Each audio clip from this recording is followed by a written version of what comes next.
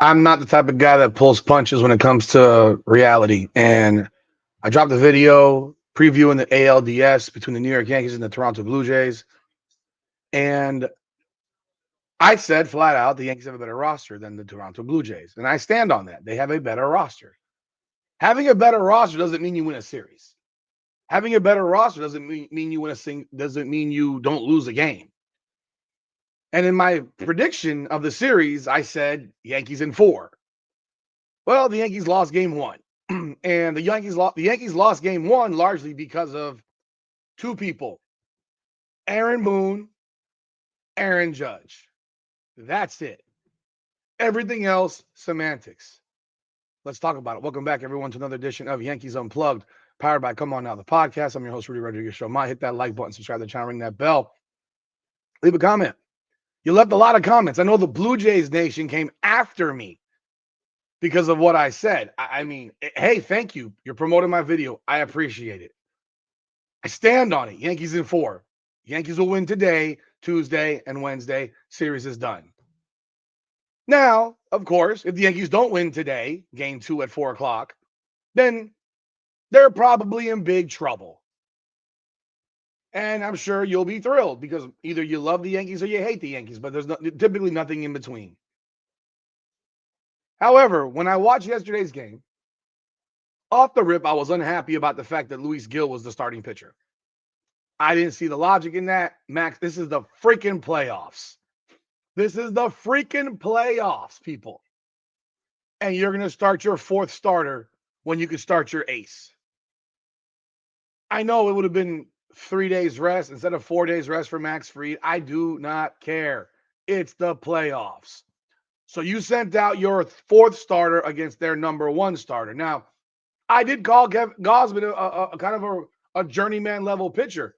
His data, his statistics actually do give credence to that. His history versus the Yankees gives credence to that. I mean, the guy has, from what I read, like a 6 ERA against the Yankees, in his career. He's had good games. He's had bad games. Luis Gil early on gives a homer to Vladdy Guerrero and then gives a homer to Kirk. My God, they make Kirk look like a superstar. That guy is made to look like a superstar. Again, a guy with 15 homers in the season, and it looks like this guy hits every big homer you can think of for the Blue Jays. I never said the Blue Jays weren't a good team. You don't win 94 games being a bad one. But when you look at their lineup, it's just a okay lineup. It's not anything that blows you away. It doesn't. Even Vladimir Guerrero Jr.'s numbers this year were not earth-shattering. 292, 23 homers, 84 RBI. That's not a great year for him. This is a guy who typically hits over 30 home runs. And this year he hit 23. Think about the fact that Derek Jeter hit 24 home runs in a season at one point. Vladdy Guerrero hit 30. He had 26-1, 48, 32. 23 home runs is not a great season for him. All that said, again, it's a short series. It's a 5-game series. Luis Gil gives up 2 homers, and then Aaron Boone goes into Aaron Boone ways. And I blame Aaron Boone for being Aaron Boone, managing by manual, but also not even sticking to his word. Because what he said prior to game 1 was, we're going to go with Luis Gil. And from there, what's going to happen? If he doesn't work out, what are we going to do? We're going to go to Warren. What happened to Warren? Because that's exactly the opposite of what Aaron Boone did. He pulls Gil. I didn't think he should have pulled Gil. He says he was seeing things he didn't like. Okay. So then why are you going to Tim Hill? Why aren't you going to Warren, who would have pitched you 4 innings, hopefully, to get you to the 6th or 7th inning? No, what he does is he goes to Tim Hill. He goes to Camilo Doval. He goes to Luke Weaver, to Fernando Cruz, and finally, Paul Blackburn. So he used pretty much the entire bullpen yesterday. All that said, going into the 6th inning, the Yankees were down 2-0. And the Yankees still had an opportunity. The Yankees load the bases in the 6th inning against Gosman. Gosman is scuffling. You can see him about to fall apart. And Aaron Judge comes to the plate with the bases loaded and nobody out. And Aaron Judge strikes out on a 3-2 pitch in the dirt. I'm sorry, but these continued failures of Aaron Judge are going to put a massive stain on his reputation and his status as a Yankee when it comes down to critical situations. I hate saying it, but I'm watching it happen every single time there is an important at bat and he cannot get the job done. This is a guy who this year did not swing at those pitches. Remember, I said, Aaron Judge, just be Aaron Judge. I'm not asking you to be better. Just don't revert to the bullshit. Don't revert to swinging that shit off the plate. Aaron Judge in that at bat saw one decent pitch. And it was a slider, I believe, or a curve. Let me see what they, because they have it all written down. A splitter. It was a splitter. But it was a splitter right down the middle. Right down the middle. When you have a pitch that comes right down the middle, Aaron Judge, you got to do something with it. You can't swing over it, under it. You can't be late, early. You have to clobber that pitch. An 87-mile-per-hour splitter right down the middle. I don't know why you were looking specifically for a fastball. Or if you are, you should be on the splitter then as well. I don't know. It gets into a 3-2 count, and he swings at a splitter that's literally in the other batter's box. I'm sorry. Aaron Judge has got to hit the ball. So Volpe doubles, Wells singles, Grisham walks, and the guy that you want coming to the plate, Aaron Judge, strikes out again. And it happens over and over and over again. So Clay Bellinger comes up. I'm sorry, Cody Bellinger. You know, I always call him Clay. His dad. Cody Bellinger comes up. He walks on 4 pitches. So the Yankees do score a run. It's 2-1. Ben Rice comes to the plate. I would have pinch hit for Ben Rice.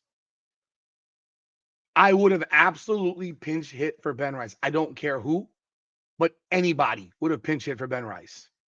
Why? Because if you looked at Ben Rice's first 2 at-bats against Gosman, he looked like a toddler. He looked like he never played baseball before. His first at-bat, strikeout. And he swung at everything. He swung at the same pitch over and over again. I mean, Gosman didn't throw him a pitch worth hitting. And he swung at all of them. He was fishing for that splitter like crazy. That was his first at-bat. That was the first inning. 4th inning. What again? Splitter, 4-seam, splitter, strikeout. I mean, dude, you can't. Why am I going to have this man hit again? Why would you not bring up Paul Goldschmidt to hit? For Christ's sakes, he's actually a better first baseman than Ben Rice. But for some reason, there's this love affair with Austin Wells, and Austin Wells is the catcher. So they won't play Ben Rice at catcher and Goldschmidt at first. But at that point, you have to pinch hit for Ben Rice. What does Ben Rice do? Swings at that splitter again, falls behind, 1-1, pops out. So doesn't even get a useful out. Doesn't even put it into the outfield so that we can score and make it 2-2 because the bases were still loaded. And then, of course, Giancarlo Stanton continues to be horrific this postseason so far and strikes out on 4 pitches. That was the ball game right there. And then Aaron Boone goes Aaron Boone again and brings in Luke Weaver. What has Luke Weaver done to make you think he can pitch anymore? At least this season. I don't even know why Luke Weaver's on the roster. Luke Weaver comes up in the 7th. It was actually in the 7th. So we get through the 6th. It's still 2-1. In the 7th, he brings in Luke Weaver. And what does Luke Weaver proceed to do? Walk, single, done. So Luke Weaver has not gotten anyone out in the postseason so far. He's faced 6 hitters, and every one of them has gotten on base. Why are you bringing him in? This was a 2-1 game. This game was not over. But Aaron Boone ensured that it would be over by bringing in Luke Weaver. And the Yankees can proceed to get hit for 4 runs in the 7th inning. He brings in Cruz. Cruz gives up some smacks too, and it's 6-1. 8th inning. I mean, the game's over at that point. 6-1. Game's over. But here is where it gets ridiculous. The 8th inning. What does Aaron Judge do? 6-1. He hits a double. Where was that double in the fucking 6th, bro? I'm sorry, man. I can no longer sit by and watch this shit happen and not say anything about it. I am a humongous Aaron Judge fan. I cannot sit here and watch this guy scuffle like this and not call it out. It's becoming ridiculous. He's hitting 400 in the playoffs. It's the most meaningless 400 in history because none of it matters. None of it changes the game. Aaron Judge hitting singles with nobody out or doubles with nobody on or doubles with nobody on does nothing.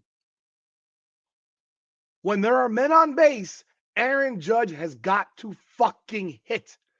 If he doesn't, the Yankees are going to lose. All of the stuff about being a better roster. If Aaron Judge does not hit with men on base, the Yankees do not win. Not when everyone else is striking out every fucking at bat. Putting the ball in play has a premium. Choke up on the goddamn bat and put the ball in play. That's for everybody on the team.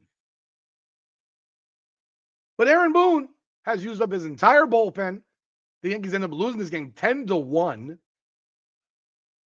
wasn't indicative of what the game was. It was 2-1 going into the 7th inning. It was a quality game going into the 7th inning. And Aaron Boone mucks it up with his pitching decisions. He mucked it up with putting Gillett to start the game.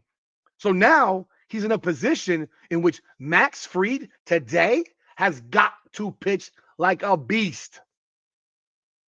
The Yankees have to win today or this series is a wrap. It's a wrap. I'm a Yankees fan, and I do not believe the Yankees will win 3 straight games over the Toronto Blue Jays, being games 3, 4, and 5. Do I believe they can win 2, 3, and 4? Yes. Fried, Rodon, Schlittler. Not Rodon, Schlittler, Luis Gil. Because you know this man will not throw Max Fried in game 5. You know it. He won't do it. He's playing for next year. He's always playing for next year. Max Fried should have started yesterday. Does that mean the Yankees would have won the game? I don't know. But this is the playoffs. This man doesn't even stick to his own word, his own strategy. Gil, Warren. No, let's go to the bullpen. Let's go to the bullpen. Let's burn the bullpen. Max Fried got to give us 7 innings tonight. Yankees got to hit. 1 run ain't going to beat the Blue Jays, obviously. Aaron Judge has got to hit. And if he gets a hit with nobody on and no one on, it needs to be a home run. I said it before. Aaron Judge has got to hit some home runs in this series. The Yankees are a home run hitting team, and they are not hitting home runs. But that's par for the course when you're built on the long ball. You've got to hit some homers, man. Why is everyone else able to hit home runs except for the Yankees? Why is Toronto able to hit home runs, but the Yankees can't hit home runs? When did Gausman become Roger Clemens? Yesterday was a failure of the Aarons. That's all I got, man. If Aaron Judge doesn't hit, the Yankees don't win. And Max Fried needs to give us a game today. That's all I got. Y'all hit that like button, subscribe to the channel, ring that bell. And for those of you who commented on the video I dropped yesterday, I hope you have the energy that you brought if the Yankees are to win this series. I hope you have that same energy because I don't care if they win or lose, they still have a better roster. They do have a better roster. But you know what? Not the better roster doesn't always win. The team with more, the better team doesn't always win. It's baseball. Toronto was up 6 games with 3 weeks to go and fell apart. That's why the records are equal. Let's not act like Toronto's the world beaters of the century. They're both good teams, and I think Yankees have a better roster. Yankees have a better first 3 starters, except the Yankees pitched their 4th starter. What do you know? Hit that like button, subscribe to the channel, ring that bell. This is Yankees Unplugged, powered by Coming Out of the Podcast. Come on now.